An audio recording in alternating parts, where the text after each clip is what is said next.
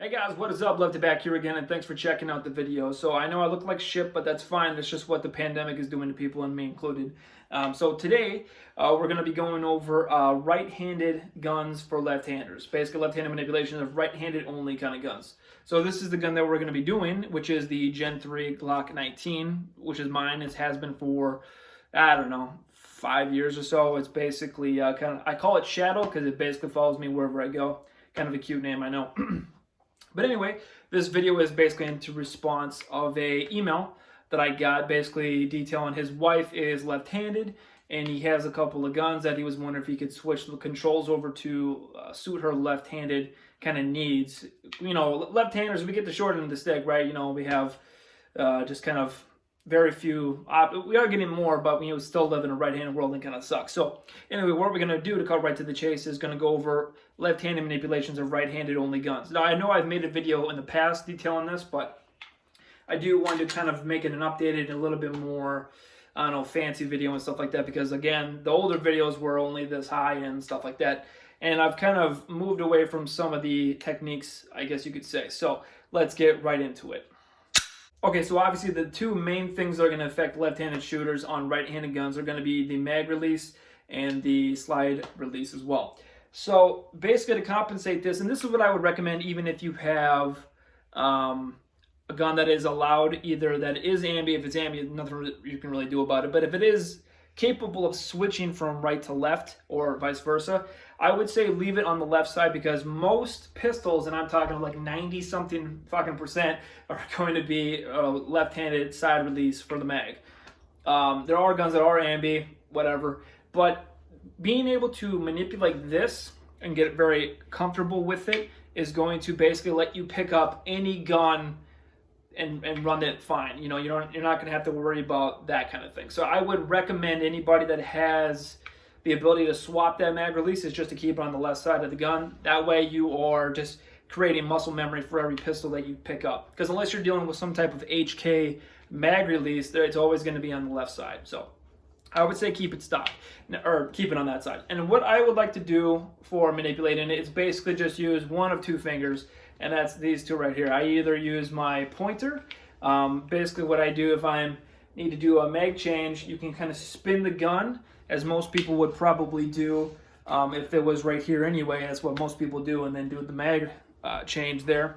What I like to do is, as I have my grip, the gun just kind of spins in the hand, and you can even use this hand a little bit to kind of turn to get your finger in there, and while still maintaining a grip on the gun. And that's kind of what I like to do as a through line when I'm teaching left-handers kind of how to run these guns. Is I kind of like the whole idea that once for self-defense, because his email was as well for, she had her concealed carry license, and so I like to use the mentality of whatever purchase I got the gun, or my hand is on the gun and I pulled it out of its holster to shoot somebody because I had to, that's the kind of the grip I kind of want to maintain. Because once we start really manipulating this gun, doing this, and then I have to get back on the fight, you know, and then my gun grip might be just jacked up like that. So I really want to focus it trying to maintain a strong grip, that initial purchase that you get on the gun, hopefully, that kind of thing. So that's why I'm not going to say switch hands or any silly shit like that. So basically, minimal as possible, just to pivot enough so I can get my finger in there is what I like to do. Or you can kind of pinch with your middle finger right there. Either way, it's a very minimal shift of the pistol. I'm not doing anything super fancy. I'm just moving it slightly away from my palm, I guess you could say, just to get my finger in there if I'm using my pointer. Or if I'm using my middle, I can just come up and just kind of break my grip a little bit and use the side of my finger, my bone of my finger there. So that's kind of my preferred way, because again, I'm not compromising my grip unnecessarily, if you want to go with that. Now for as well, you can get mag extensions. I do like the kind of the more rounded face on the Gen 4 kind of mag releases. These ones on the Gen 3 are exceedingly, like, they're surprisingly sharp on the points. Like, I actually kind of like to take a little bit of sandpaper and kind of round these points a little bit, because especially they can dig into your shooting hand a little bit, which gets kind of annoying. The only gun I will say that I've had an issue with the left-handed mag release is actually the M&P 2.0 compacts. If you get a really, really aggressive grip and you squeeze hard, sometimes you can actually get that magazine release button to actually hit your finger under recoil. Just something to be aware of, but that's the only gun that I've actually had an issue with that. Other than that, I would say middle finger or index finger. That's pretty much kind of all there is to that. So now with the slide release, this is a little bit more of a fun part. Now, I will preface this, there are guns that I just did a review on the Shield.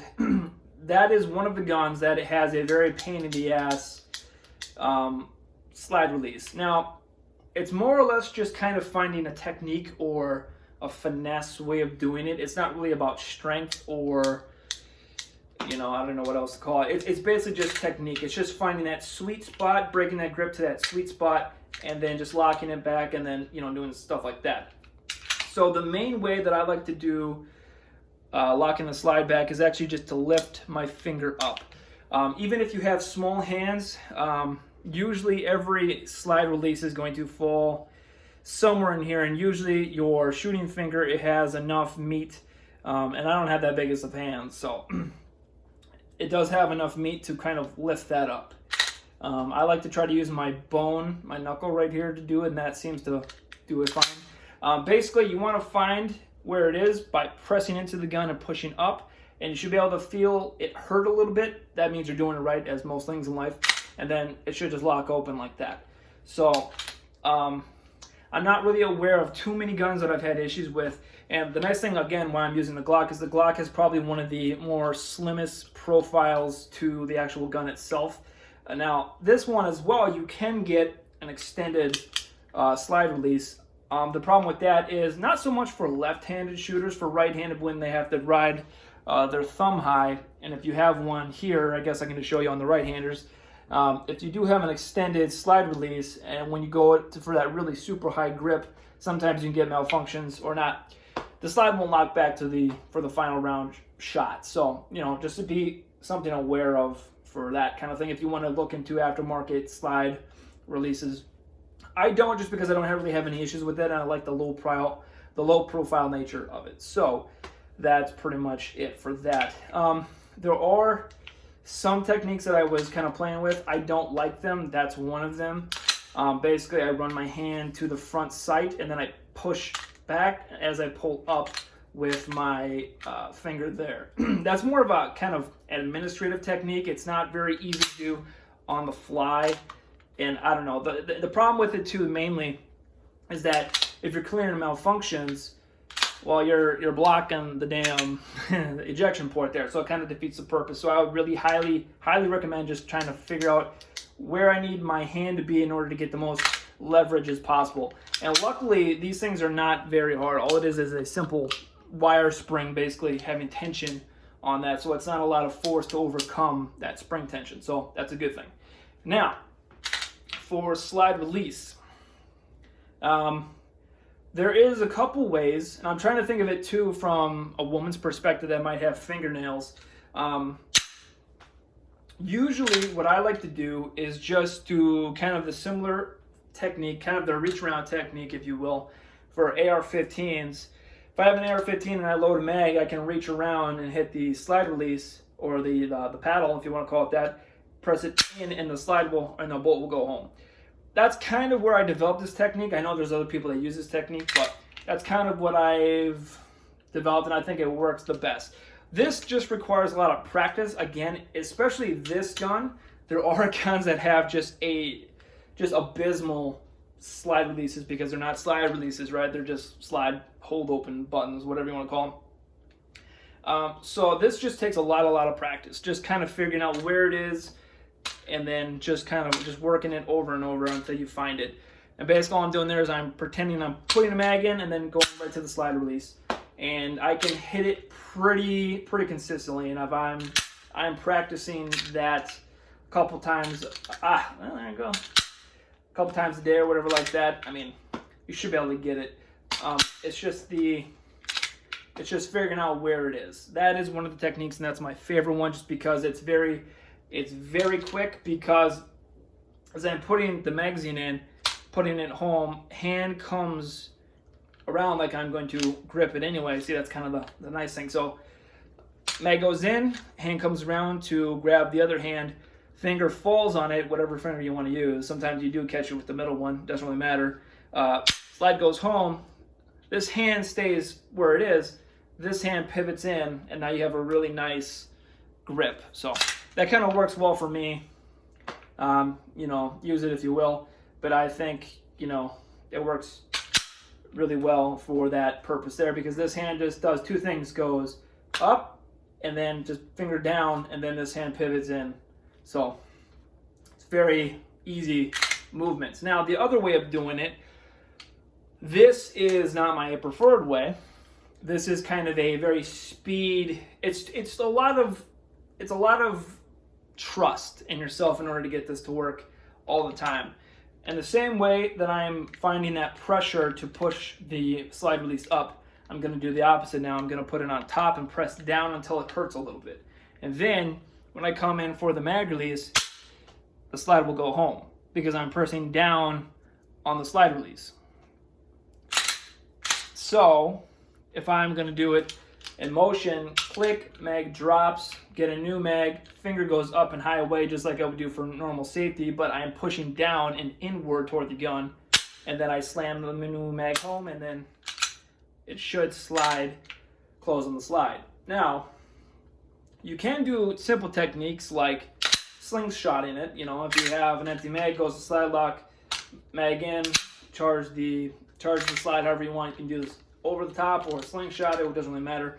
I really prefer using the slide stop, slide release, because it's just so much quicker, and there's not a lot of this motion, and it's just kind of, you know, especially in tight quarters too. I mean, even another way of doing it as well, which can help for one-handed manipulation if you need to, is actually as you pivot it to drop the mag, you kind of have this grip here. I can't do it the best because I think it just jacks my grip up a little bit too much more than I like, but you can use this finger, push it in, drop it in, and then rebuild the grip. There are some people on YouTube that are left-handed that use that technique. It kind of bugs me. I'm not a big fan, but it does work. The nice thing about this, if you want to get really far into the tactic kind of thing, if I have a reload and I only have one hand operable, or maybe my hand just got tangled up or something like that, I can, if I haven't reloaded, I can drop the slide and then shoot like that. Just things to think about. Don't really know how far you want to get into that kind of tactic, mentality, or anything like that, but that is a couple ways to run the slide release.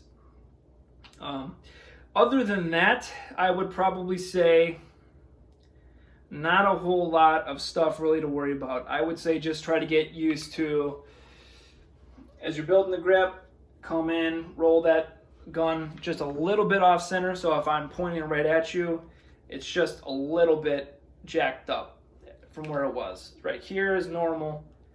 Right there is where it is. Kind of, if that makes sense. So then goes in, blah, blah, blah, blah, blah, blah. And then just find a finger, what you like best.